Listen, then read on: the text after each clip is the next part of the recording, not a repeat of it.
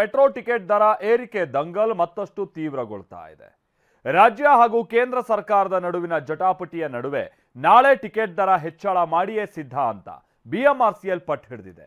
Rate ಹೆಚ್ಚಿದ್ರೆ ಪ್ರತಿಭಟನೆ ಪಕ್ಕಾ ಅಂತ ಹೇಳಿ ಸಂಸದ ತೇಜಸ್ವಿ ಸೂರ್ಯ ವಾರ್ನ್ ಮಾಡ್ತಾ ಇದ್ದಾರೆ. ಆದ್ರೆ ರಾಜ್ಯ ಕಾಂಗ್ರೆಸ್ ನಾಯಕರುಗಳು ಬಿಎಂಆರ್ಸಿಎಲ್ ನಲ್ಲಿ ಕೇಂದ್ರದ ಅಧಿಕಾರಿಗಳು ಕೂಡ ಇರ್ತಾರೆ. ಬಿಜೆಪಿ ಯಾಕೆ ಹಿಂಗ್ ನಾಟಕ ಮಾಡ್ತಾ ಇದೆ ಅಂತ ಪ್ರಶ್ನೆ ಮಾಡ್ತಿದ್ದಾರೆ.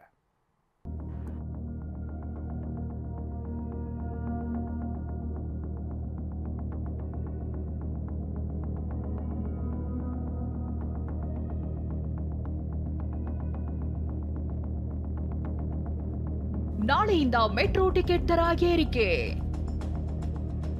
ದರ ಏರಿಕೆ ಮಾಡಿದ್ರೆ ಹೋರಾಟ ಎಂದ ತೇಜಸ್ವಿ ಸೂರ್ಯ.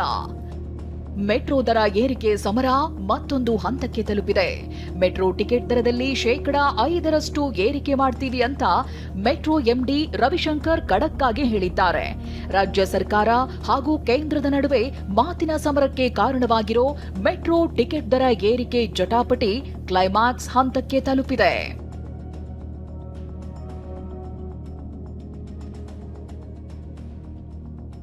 ನಿನ್ನೆಯಷ್ಟೇ ಮಾತನಾಡಿದ್ದ ಸಂಸದ ತೇಜಸ್ವಿ ಸೂರ್ಯ ಮೆಟ್ರೋ ಟಿಕೆಟ್ ದರ ಏರಿಕೆಗೆ ತಾತ್ಕಾಲಿಕ ಬ್ರೇಕ್ ಹಾಕಲಾಗಿದೆ ಅಂದಿದ್ರು.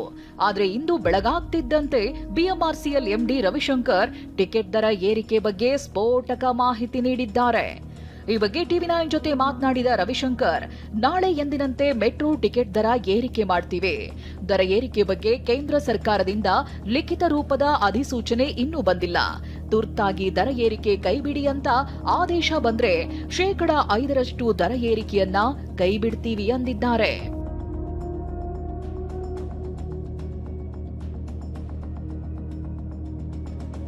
ಬಿಎಂಆರ್ಸಿಎಲ್ ಎಂಡಿ ಮಾತಿಗೆ ಸಿಡಿಮಿಡಿಗೊಂಡ ಸಂಸದ ತೇಜಸ್ವಿ ಸೂರ್ಯ ದರ ಏರಿಕೆ ಮಾಡಿದ್ರೆ ಹೋರಾಟ ಮಾಡ್ತೀವಿ ಅಂತ ಎಚ್ಚರಿಕೆ ನೀಡಿದ್ದಾರೆ. ಈಗ ಕೇಂದ್ರದ ಸಚಿವರು ನಾವು ಈ ರೀತಿ ಸೂಚನೆ ಕೊಟ್ಟಿದ್ದೀವಿ ಅನ್ನೋದು ನಮಗೆ ತಿಳಿಸಿದ್ದಾರೆ. ಮುಖ್ಯಮಂತ್ರಿಗಳು ಯಾಕೆ ಇದ್ರ ಬಗ್ಗೆ ಸೈಲೆಂಟ್ ಆಗಿದ್ದಾರೆ? ಉಪಮುಖ್ಯಮಂತ್ರಿಗಳು ಯಾಕೆ ಸೈಲೆಂಟ್ ಆಗಿದ್ದಾರೆ?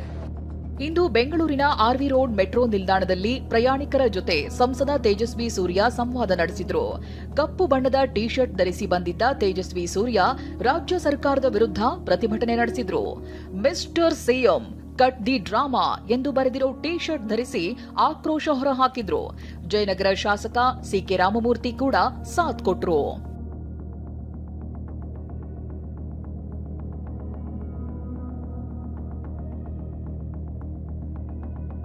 ಇದೇ ವೇಳೆ ರಾಜ್ಯ ಸರ್ಕಾರದ ವಿರುದ್ಧ ವಾಗ್ದಾಳಿ ನಡೆಸಿದ ತೇಜಸ್ವಿ ಸೂರ್ಯ, ರಾಜ್ಯ ಸರ್ಕಾರವೇ ಮೆಟ್ರೋ ದರ ಏರಿಕೆ ಮಾಡ್ತಿರೋದು, ಇನ್ನಾದ್ರೂ ಸಿಎಂ ಡಿಸಿಎಂ ಸುಳ್ಳು ಹೇಳೋದು ನಿಲ್ಲಿಸ್ಲಿ ಅಂದ್ರು.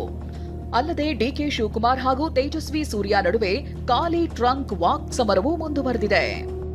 ಮುಖ್ಯಮಂತ್ರಿ ಉಪಮುಖ್ಯಮಂತ್ರಿಗಳು ಇನ್ನಾದ್ರೂ ಸುಳ್ಳು ಹೇಳೋದನ್ನ ನಿಲ್ಲಿಸಲಿ, ಈಗಲೂ ಹೊಸ ಫೇರ್ ಫಿಕ್ಸೇಷನ್ ಕಮಿಟಿ ಮಾಡ್ಲಿ ಅಂತ ಹೇಳಿ ಆಗ್ರಹ ಮಾಡ್ಲಿ.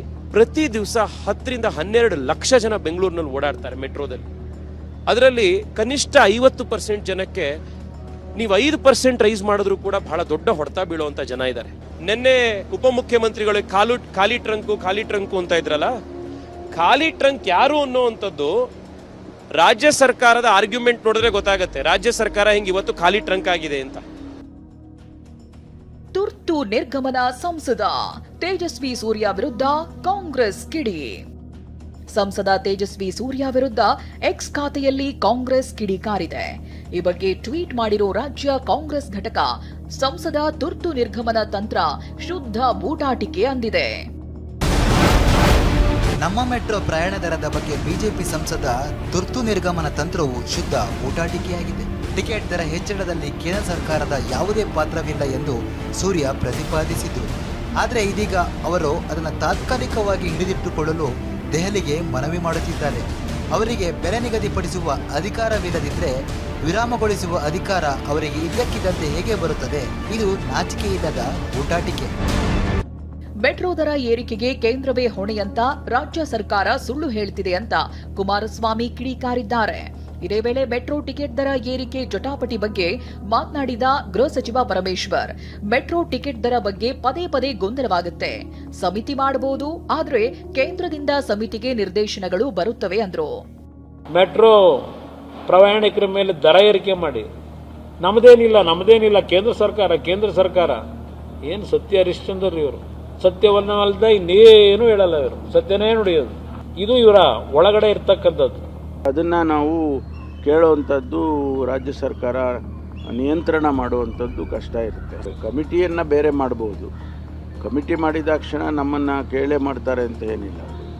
ಅವರು ಅವ್ರದ್ದೇ ಆದಂಥ ಡೈರೆಕ್ಷನ್ಸ್ಗಳು ಕೇಂದ್ರ ಸರ್ಕಾರದಿಂದ ಬಂದಿರುತ್ತೆ, ಆ ಹಿನ್ನೆಲೆಯಲ್ಲಿ ಮಾಡ್ತಾರೆ. ನಾಳೆಯಿಂದ ಮೆಟ್ರೋ ಟಿಕೆಟ್ ದರ ಏರಿಕೆ ಮಾಡ್ತೀವಿ ಅಂತ ಬಿಎಂಆರ್ಸಿಎಲ್ ಹೇಳ್ತಿದೆ. ಟಿಕೆಟ್ ದರ ಹೆಚ್ಚಳ ಮಾಡಿದ್ರೆ ಪ್ರತಿಭಟನೆ ಮಾಡ್ತೀವೆಂದು ಸಂಸದ ತೇಜಸ್ವಿ ಸೂರ್ಯ ಸವಾಲ್ ಹಾಕಿದ್ದಾರೆ. ನಾಳೆಯಿಂದ ಹೊಸ ಡ್ರಾಮಕ್ಕೆ ರಾಜಧಾನಿ ಬೆಂಗಳೂರು ಸಾಕ್ಷಿಯಾಗುವುದು ಪಕ್ಕಾ. ಕಿರಣ್ ಸೂರ್ಯ, ಟಿವಿ9 ಬೆಂಗಳೂರು.